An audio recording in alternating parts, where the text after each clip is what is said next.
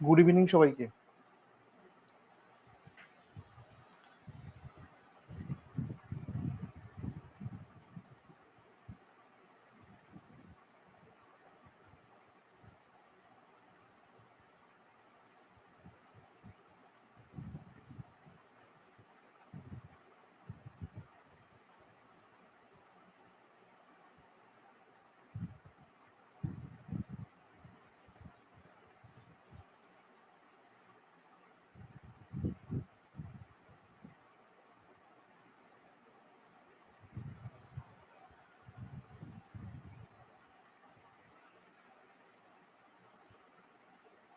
আজকে আমরা শুরু করব শতকরা বা পার্সেন্টেজ।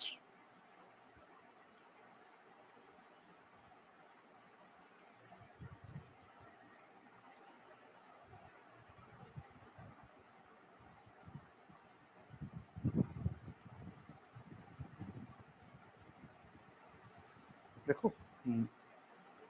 এই পার্সেন্টেজের অঙ্ক আমরা ছোটবেলা থেকেই করে আসছি, কিন্তু এখানে সেই লেভেলের থেকে অনেক অনেক ডেপথের কোশ্চেন আসবে। আমরা সেই জন্য ডেপথের কোশ্চেনে যাব, কিন্তু আমি বেসিক থেকেই শুরু করব একেবারে। পার্সেন্টেজ পার সেঞ্চুরি। পার বলতে প্রতি, সেঞ্চুরি বলতে 100, অর্থাৎ out of 100 value is called percentage. 100-র মধ্যে যে ভ্যালুটা, খুব সহজ কথায় বলতে গেলে 100-র মধ্যে যে ভ্যালুটা, সেটাই পার্সেন্টেজ। এগুলো আমরা জানি, তবু আমি বলে নিচ্ছি একবার। তার মানে আমরা ছোটবেলায় যখন ওই খাতায় মার্কস ফার্কস পেতাম বা স্যাররা মার্কস ফার্কস দিতেন, কিরকম একটা ছেলে 85 পেয়েছে আউট অফ 100, খাতা চেক করার পরে খাতার একেবারে ফ্রন্ট পেজে এরকম ভাবে গোল করে দেওয়া হতো, তাই তো? আউট অফ 100 85 পেয়েছে, দ্যাটস মিন 85%। স্যার আপনিই তো বললেন যে out of 100 value is called percentage. আর একটা ছেলে অন্য একটা পরীক্ষায় 40 পেয়েছে out of 50।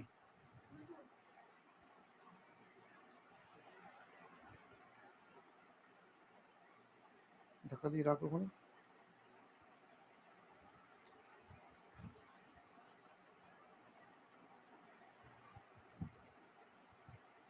Equal to 40%, right বাবা? এই যেই বললাম 40%, সঙ্গে সঙ্গে অঙ্কটা ভুল হয়ে গেল। কেন ভুল হয়ে গেল? কারণ এখানে 40 পেয়েছে বটে, কিন্তু সেই 40 তো আর আউট অফ 100 পায়নি, সে পেয়েছে আউট অফ 50। তাহলে আউট অফ 50 যদি 40 হয়, দ্যাট ইজ নট 40%। ওকে, এটাকে 50%-এ কনভার্ট, সরি 100-এ কনভার্ট করে তারপর পার্সেন্টেজে আনতে হবে। স্যার সে 80 পেয়েছে, তাহলে নিশ্চয়ই 100-র মধ্যে, দ্যাট ইজ ইকুয়াল টু 80%। দেখা দিয়েছি?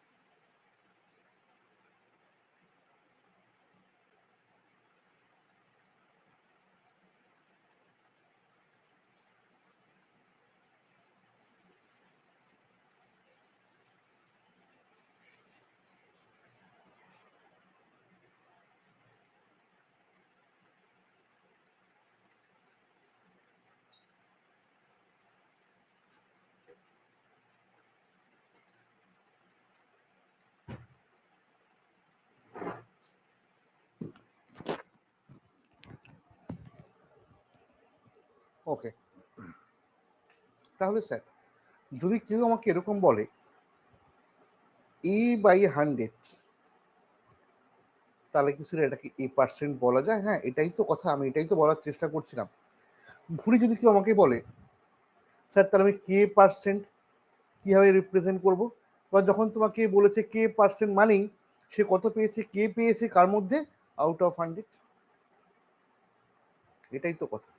তাহলে এখান থেকে আমরা একটা জিনিস ক্লিয়ার করতে পারলাম, কি পারলাম? স্যার যদি কখনো কোনো পার্সেন্টেজ ভ্যালুকে, পার্সেন্টেজ ফিগারকে ফ্র্যাকশনে কনভার্ট করতে চান, করা যাবে? হ্যাঁ স্যার যাবে, তাই তো করেছিলাম। হ্যাঁ, অর্থাৎ বলা ছিল 20%, কিচ্ছু করার দরকার নেই, সঙ্গে সঙ্গে যদি তাকে ফ্র্যাকশনে করতে চাও তাহলে 20/100। এটা হচ্ছে পার্সেন্টেজ ফিগারে আছে, এটা ফ্র্যাকশন ফিগারে আছে। অর্থাৎ যদি আমি কখনো কোনো অঙ্কে একবার না বাবা বারবার প্রয়োজন হবে, আমাদের অঙ্কের প্রয়োজনে বারবার এটা করতে হবে, পার্সেন্টেজকে ফ্র্যাকশনে এবং ফ্র্যাকশনকে পার্সেন্টেজে কনভার্ট করতে হবে। যদি এটা করতে হয় তাহলে বারবার এটা করতে হবে। তাহলে কি করব? যদি কখনো পার্সেন্টেজ ফিগার যায় তাকে ফ্র্যাকশনে আনতে হলে ডাইরেক্টলি 100 দিয়ে ভাগ করে দেবো, অথবা ঘুরিয়ে বলতে পারো যদি কখনো কোনো ফ্র্যাকশন ফিগারকে পার্সেন্টেজে আনতে হয় তাকে ডাইরেক্টলি 100 দিয়ে গুণ করে দেবো। এবার যেটা বলছিলাম যে আমাদের অঙ্কটা বারবার লাগবে, তাই আমি একটা চার্ট তৈরি করব। কিরকম? দেখো,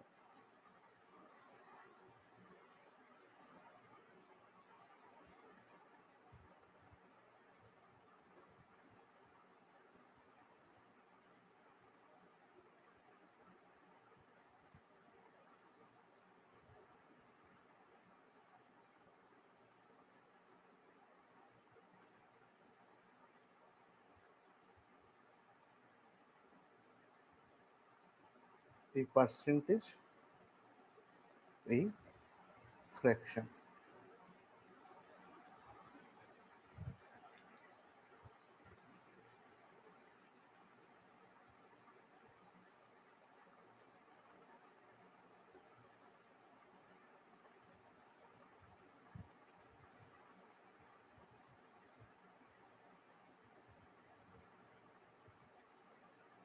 যদি বলি 1 তাহলে পার্সেন্টেজে আনলে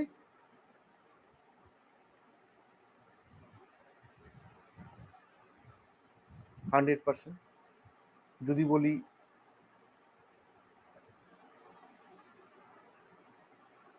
1/2 equal to 50%,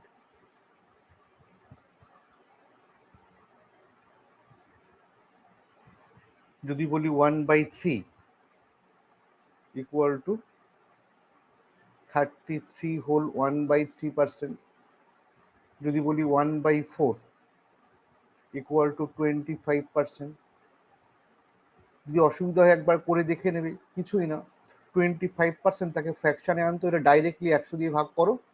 স্যার চার্ট মুখস্থ রাখতে হবে? মুখস্থ তোমাকে রাখতে হবে, প্র্যাকটিস করতে করতে হয়ে যাবে। যে একান্তই ভুলে গেলে স্যার কিচ্ছু না, ডাইরেক্টলি একটা 100 দিয়ে ভাগ করে দেখো, অ্যান্সার চলে আসবে। স্যার 1/5, বা একে 100 দিয়ে গুণ করে দেখো, এটা চলে আসবে, equal to 20%।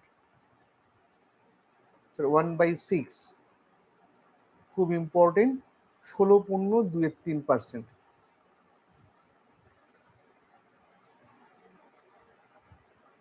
1/7, 14.2-7%। 1/8, 12 whole 1/5%। 1/2%, sorry, 12 whole 1/2%। 1/9, 11 whole 1/9%। 1/10 equal to 10%। অর্থাৎ যখনই আমরা কোনো ফ্র্যাকশনকে পার্সেন্টেজে আনবো বা পার্সেন্টেজকে ফ্র্যাকশনে নেবো, আমরা 100 দিয়ে ভাগ অথবা 100 দিয়ে গুণ করে কনভার্টটা করে নেব।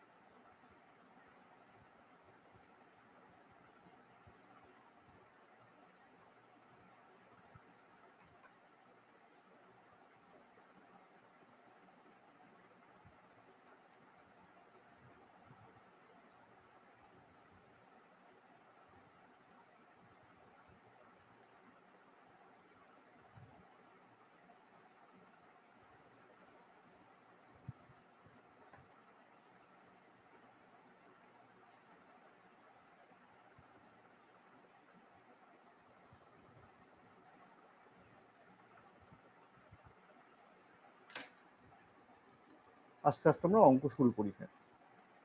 আর number is increased by 37.5% gives 55. Find the number. কি হলো কেসটা?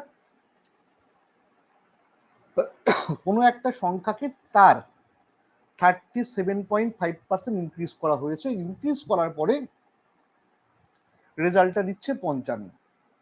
তাহলে অ্যাকচুয়াল সংখ্যাটা কত ছিল?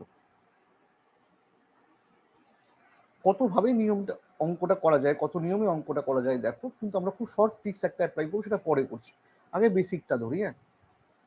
Method 1,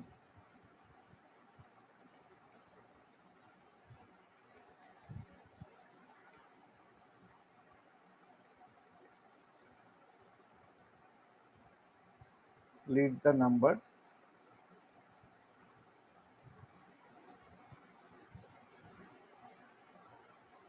equal to x. Let the number equal to x. এবারে অ্যাকর্ডিং টু কোশ্চেন সংখ্যাটা তো ছিলই, তার সঙ্গে তার 37, মানে তার বলতে কার, এক্স এর, এক্স ইন্টু 37.5%, মানে এক্স ইন্টু 37.5/100। এটা করে যেটা রেজাল্ট হচ্ছে দ্যাট ইজ 55। এই তো কথা হবে। ইনক্রিজ বলতে যোগ করা, তাই যোগ সাইন দিয়েছি, কার, সেই সংখ্যাটার 37.5%। এটাকে একটু সিম্পলিফাই করতে হবে। এটাকে 0.2 থেকে এটা 10 হলো। এবার যদি আমি 25 দিয়ে কাটি একেবারে, এটা 4, 25 কে 25, 12, 5,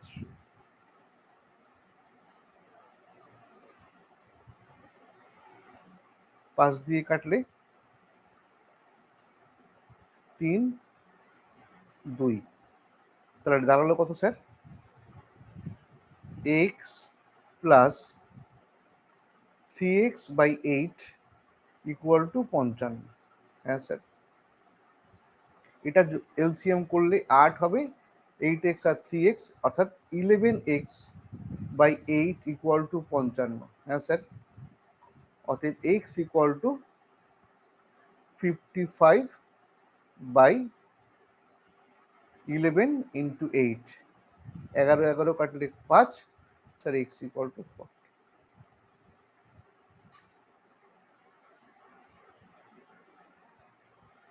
অ্যান্সার বেরিয়ে গেল। এটা হলো বেসিক, আমাকে এটা জানতে হবে।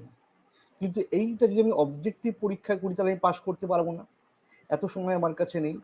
ফলে আমাকে সেখানে স্মার্ট মেথড বা শর্ট ট্রিক্স অ্যাপ্লাই করতে হবে। ওই যখন বলছিলাম যে স্যার পার্সেন্টেজ থেকে ফ্র্যাকশন, এই ফ্র্যাকশন থেকে পার্সেন্টেজের, এগুলো আমাকে মাথায় রাখতে হবে। স্যার কিন্তু আপনি যে চার্টটা করিয়েছেন সেই চার্টে তো কোথাও 37.5%-এর ফ্র্যাকশন ভ্যালু নেই। তাহলে একটা কাজ করতে হবে, যদি একান্তই না থাকে তাহলে তুমি ডাইরেক্টলি ভাগ করে দেখে নাও কত পার্সেন্টেজ, সেটাও অ্যান্সার বেরোবে। কিন্তু আমি একটা ছোট্ট ট্রিক্স বলে দিই। দেখো চার্টে হয়তো 37.5% তুমি দেখতে পাও না, কিন্তু তুমি এটা দেখতে পেয়েছো 12.5% বা 12.5% ইকুয়াল টু দেয়া ছিল 1/8। একটু দেখে নিও।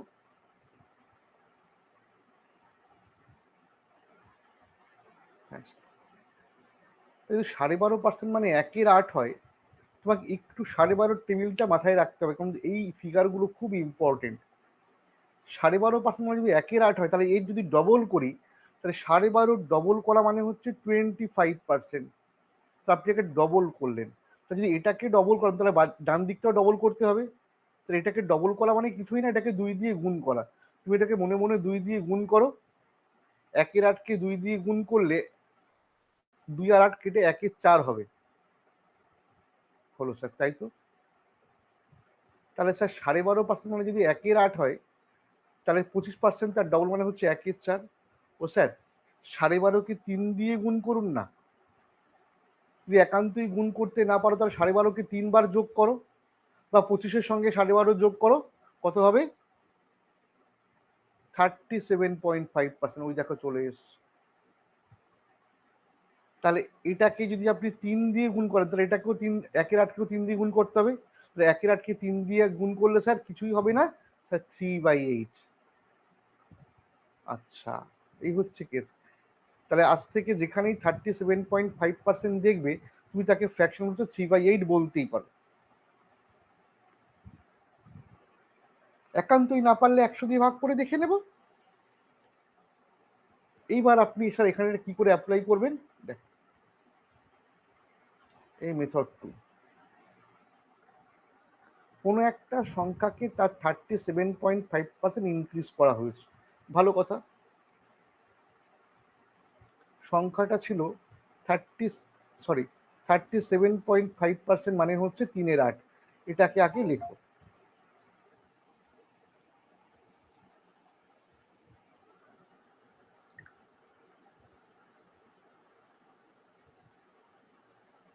মার্কো মাথা ব্যথা করছে, আমার খুব পা ব্যথা করছে, তাই শুয়ে বললাম কাল তাড়াতাড়ি উঠবো। Good night.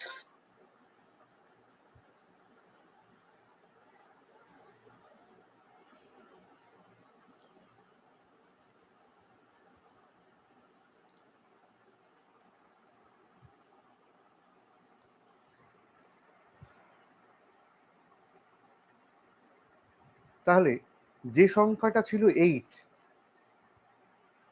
তার 37.5% মানে হচ্ছে 3, এবং সেটা ইনক্রিজ করা হয়েছে, অর্থাৎ 8-এর 37.5% ভ্যালু হচ্ছে 3।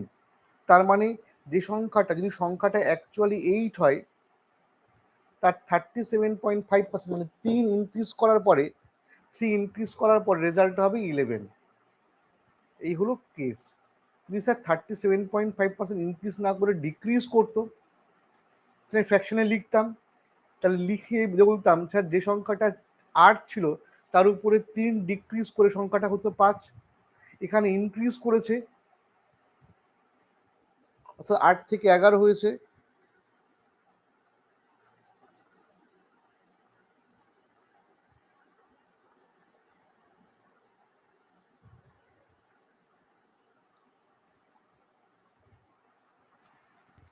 এবারে দেখতেই পাচ্ছ এর মধ্যে একটা হচ্ছে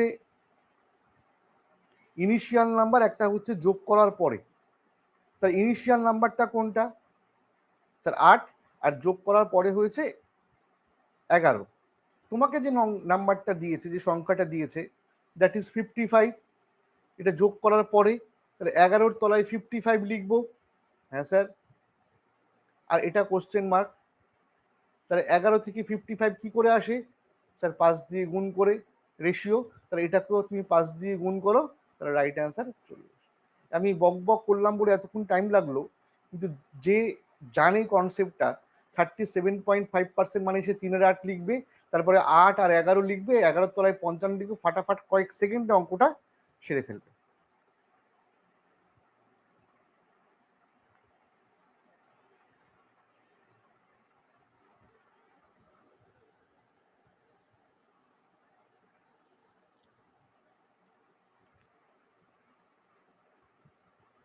এবার এই পরের অঙ্কে যাই।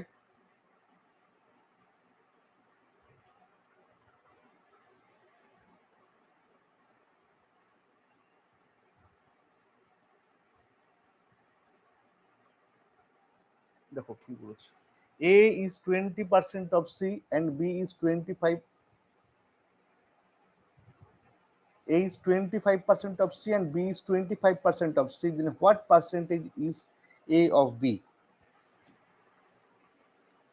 আচ্ছা, এই অঙ্কটা করবে, হ্যাঁ, তার আগে একটা ছোট্ট কনসেপ্ট একটু দেখে নাও।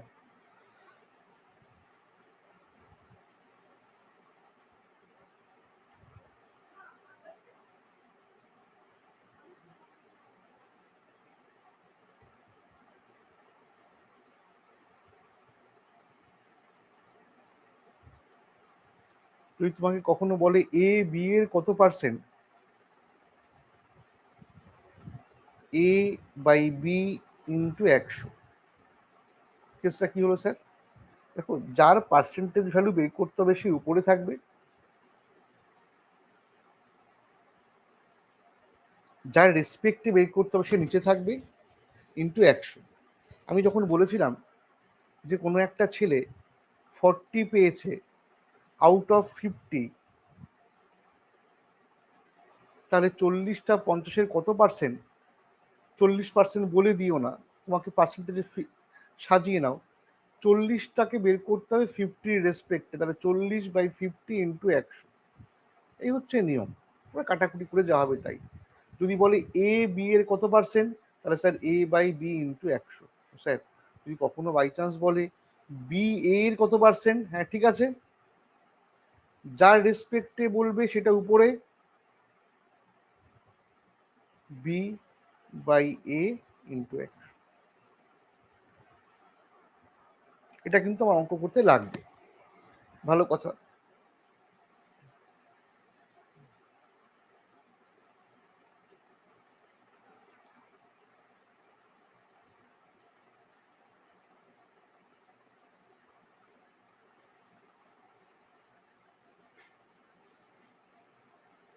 এখানে বলেছে A is 20% of C and 25% B is 25% of C। কেসটা কি হলো স্যার, তিনটে নাম্বার আছে, একটা A, একটা B, একটা C। সুন্দর, এক এক করে সেরে নি। A is 20% of C, যদি আমি সিটাকে 100 ধরি, তাহলে A হচ্ছে C এর 20%। তাহলে একটা বাচ্চারা বোঝা উচিত সিটাকে 100 ধরেছেন এই কারণে যাতে আপনার পার্সেন্টেজটা করতে সুবিধা হয়। তাহলে এ কে চোখ বন্ধ করে বলে দাও 20,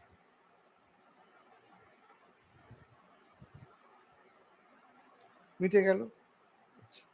পরের অঙ্ক বলছে বি ইজ 25% অফ সি, তার মানে যদি সি 100 হয়, বি তার 25%, তাহলে 25। অঙ্কের আর কিছু বাকি নেই। এবারে একেবারে last line, then what percentage is A of B, তার মানে এ বি এর কত পার্সেন্ট, এ বি এর কত পার্সেন্ট। আমি এইমাত্র রাফি শিখিয়েছিলাম এ বি কত পার্সেন্ট, মানে A/B ইন্টু 100। এ কত স্যার, এ 20, বি কত sir 25 into 1।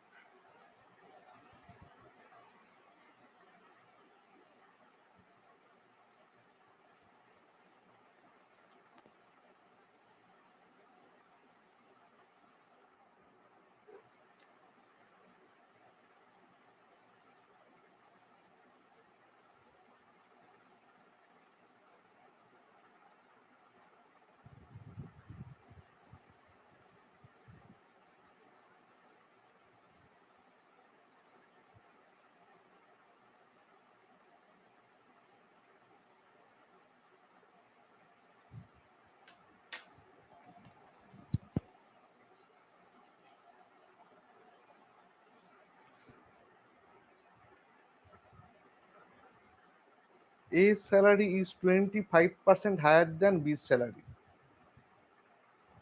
How much percentage is B's salary lower than A's salary? এর স্যালারি বি এর থেকে 25% বেশি, ভালো কথা। তাই যদি হয় তাহলে বির স্যালারি এর থেকে কত পার্সেন্ট কম। কি হলো কেসটা, বাট এই অঙ্কটাই তাড়াহুড়ো করে যারা একেবারে স্টার্টার তারা অ্যান্সার করে ফেলবে। ও স্যার যদি এর স্যালারি 25% বেশি হয়, তাহলে বির স্যালারি নিশ্চয়ই 25%ই কম হবে। না বাবা, তো পার্সেন্টেজে আছে না, ফিগারে বললে তুমি আমার থেকে 25 বেশি পেয়েছো, আমি তোমার থেকে 25 কম পেয়েছি, কিন্তু পার্সেন্টেজে ব্যাপারটা সেটা হয় না। দেখো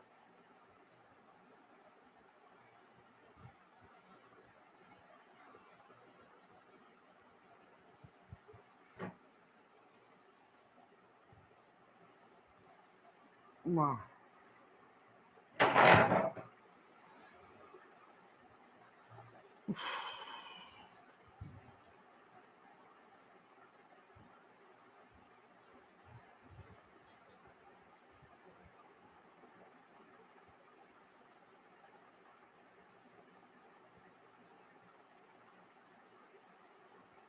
এ বি, এ লিখলাম এ,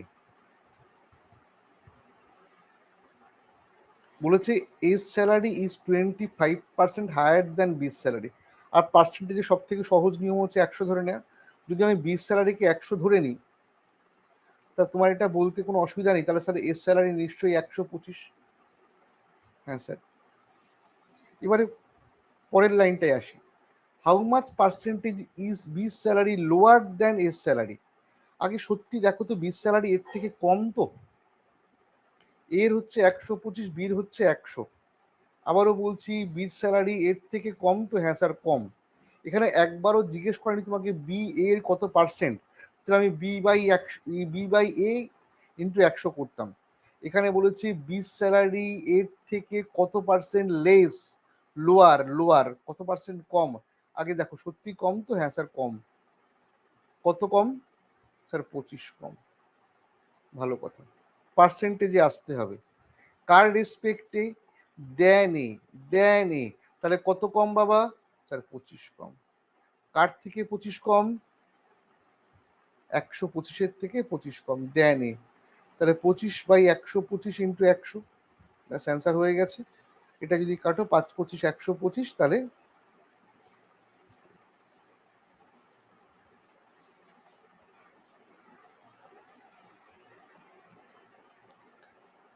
তাহলে কি দেখতে পেলে?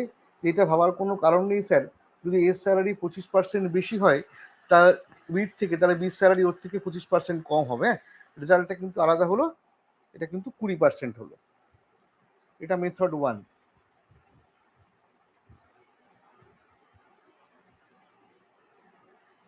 এর আর একটা মেথড আছে, খুব সুন্দর মেথড, মেথড 2।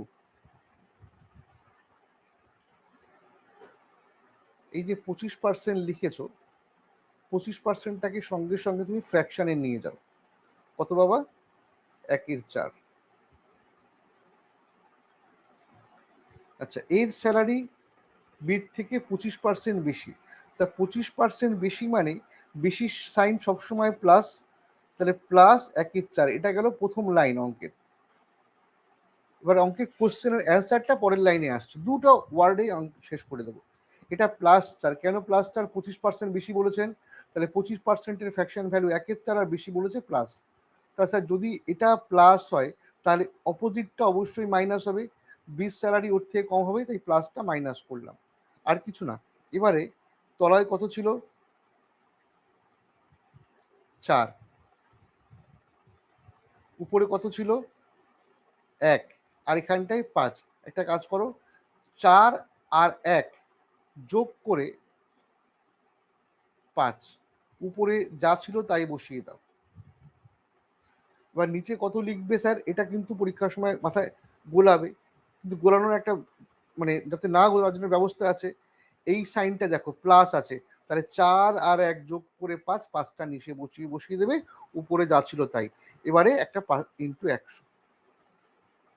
দেখো অ্যান্সার হয়ে গেছে 20%। এবং সাইনটাও খেয়াল করো, মাইনাস চলে এসছে, তাহলে বিস স্যালারি এর থেকে 20% কম।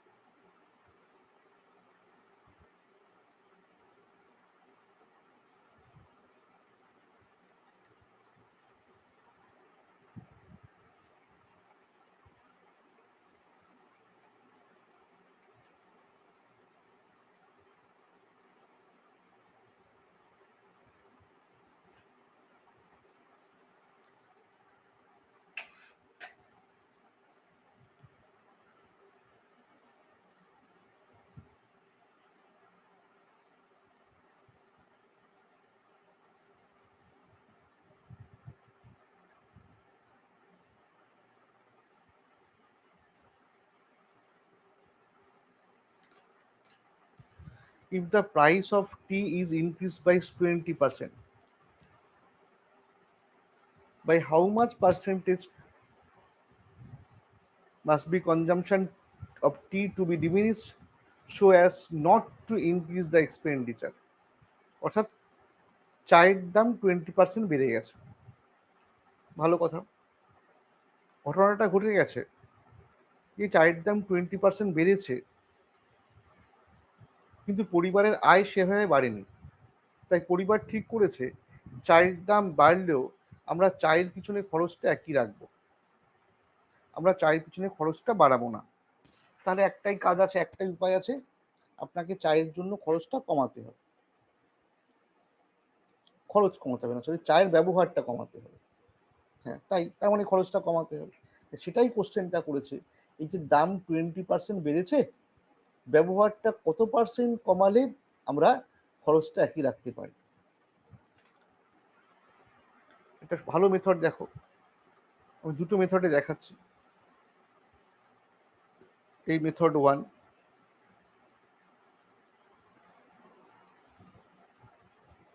একটা লাইন দেখো,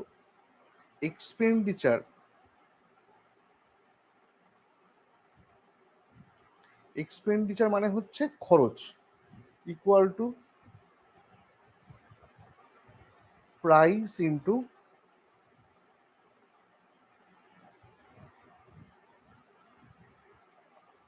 কনজাম্পশন।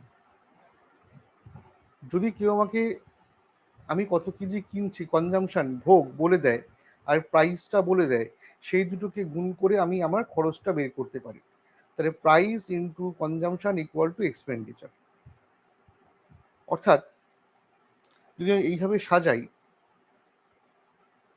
এই পি ফর প্রাইস, ঠিক তার নিচে সি ফর কনজাম্পশন, আর একদম নিচে দুটোকে গুণ করে এক্সপেন্ডিচার।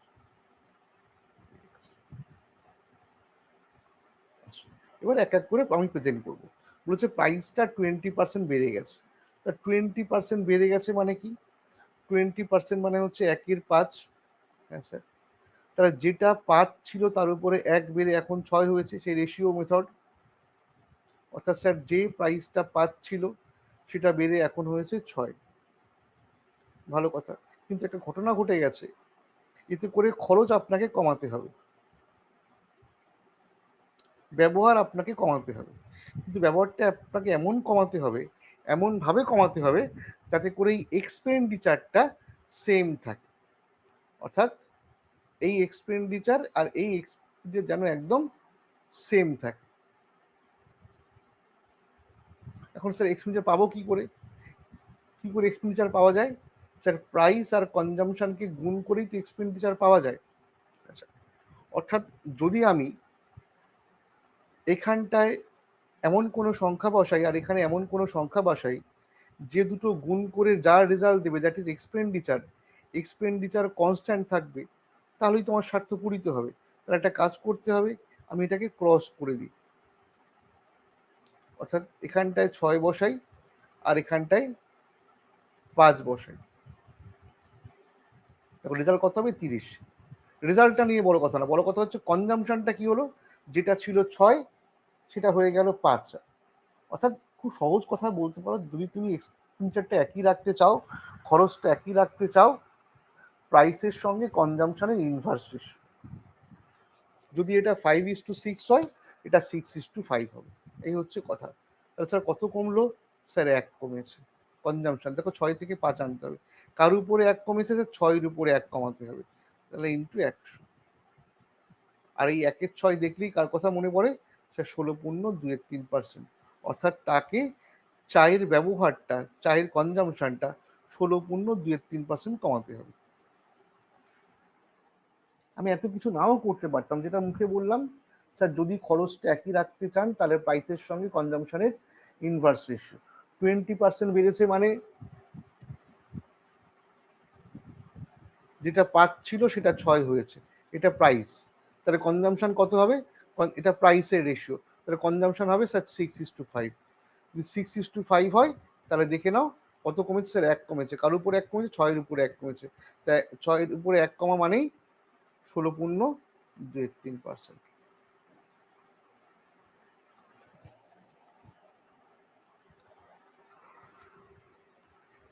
ঠিক আছে, আজ এই পর্যন্ত থাক, পরের ক্লাসে আমরা এখান থেকেই শুরু করব।